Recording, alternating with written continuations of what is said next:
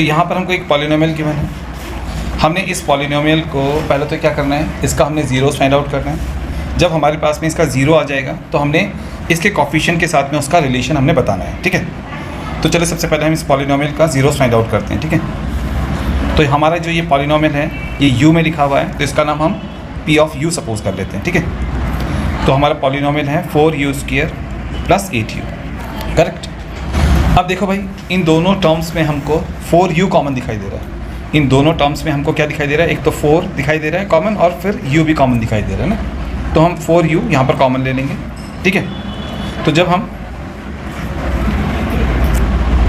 इस first term में से 4 को एंड एक u को बाहर कॉमन लेकर के जाएंगे तो देखो 4 बाहर चला गया, u² में से एक u बाहर चला गया तो एक u अंदर आ जाएगा, ठीक है। फिर यहाँ पर प्लस है तो लगाएंगे प्लस। फिर उसके बाद में 8u है तो 8 में से 4 बाहर चला जाएगा तो ब्रैकेट के भीतर आएगा 2।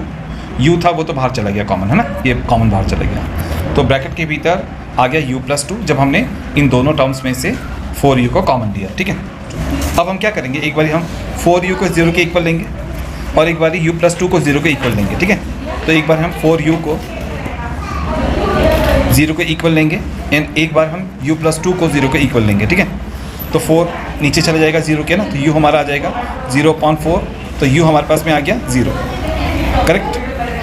अब हम +2 को उस तरफ लेकर के जाएंगे तो u हमारा हो जाएगा यहाँ पर -2, तो एक u आ गया हमारा -2, एक u हमारा आ गया 0, करेक्ट। तो अल्फ़ा देखो हमारे पास में कितना आ गया 0। पहला u जो हमारे पास में निकला है उसको हम अल्फ़ा मान लेंगे और जो दूसरा u निकला है वो बीटा हो जाएगा हमारा -2, करेक्ट। तो अल्फ़ा बीटा आ गया। अब हम सम ऑफ ज़ीरोज़ निकालेंगे, ठीक है। अल्फ़ा एंड बीटा जो है ना ये हमारे ज़ीरोज़ हैं, याद रखना, ठीक है। क्योंकि हमने देखो ये जो हमारे फैक्टर्स आए थे उनको 0 के इक्वल रख करके ये अल्फ़ा एंड बीटा को ऑब्टेन किया हुआ है, इसलिए ये ज़ीरोज़ हैं हमारे, ठीक है। तो सम ऑफ ज़ीरोज़ निकालते हैं। सम ऑफ ज़ीरोज़ होता है, सम ऑफ ज़ीरोज़ निकालना है तो हमको अल्फ़ा + बीटा ऐड करना पड़ेगा। अल्फ़ा हमारा 0 है, बीटा हमारा -2 है, इनको ऐड करना पड़ेगा तो आएगा -2। अब जब हम -b/a निकालेंगे, ठीक है। अब देखो स्टूडेंट्स, यहाँ पर जो हमारे पास में ये पॉलिनोमियल है ना, ये जो पॉलिनोमियल है इसमें u² का कोफिशिएंट कितना है, 4 है, तो a हमारा 4 है यहाँ पर, हाँ। u का कोफिशिएंट 8 है तो b हमारा 8 है। अब यहाँ पर कांस्टेंट टर्म है ही नहीं, तो कांस्टेंट टर्म में हमारा 0 है तो c हमारा 0 है, ये बात को याद रखना। अब हमने निकालना है -b/a। अब देखिए b हमारा है 8, a हमारा है 4, तो -b/a हो जाएगा -8/4, ठीक है। 4 से 8 को डिवाइड करेंगे तो आएगा 2, तो ये -2 हो जाएगा, ठीक है।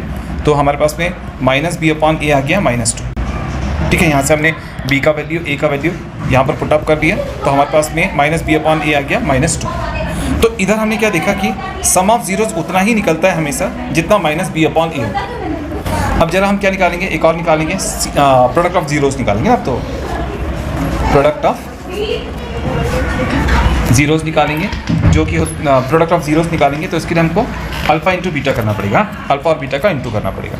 देखो अल्फ़ा कितना है भाई हमारे पास में 0 और बीटा कितना है -2, तो 0 × -2 तो कितना आ जाएगा, 0 आ जाएगा। एंड c/a निकालो जरा। देखो भाई c कितना है 0, a कितना है 4, तो c/a = 0/4 हो जाएगा 0। तो हमने क्या देखा, प्रोडक्ट ऑफ ज़ीरोज़ उतना ही आता है जितना c/a आता है। तो हमने ये सीखा कि प्रोडक्ट ऑफ ज़ीरोज़ जो आता है वो कितना आता है, c/a आता है। इससे पहले हमने क्या देखा था कि जो सम ऑफ ज़ीरोज़ आता है वो कितना आता है, -b/a के इक्वल आता है। तो हमेशा यही आएगा ना, यही हम निकालेंगे। तो यहाँ पर हमारा ये क्वेश्चन जो है वो कम्प्लीटली सॉल्व हो गया, ठीक है। तो हमारा ये क्वेश्चन यहाँ पर कम्प्लीटली सॉल्व हो गया। अब मिलेंगे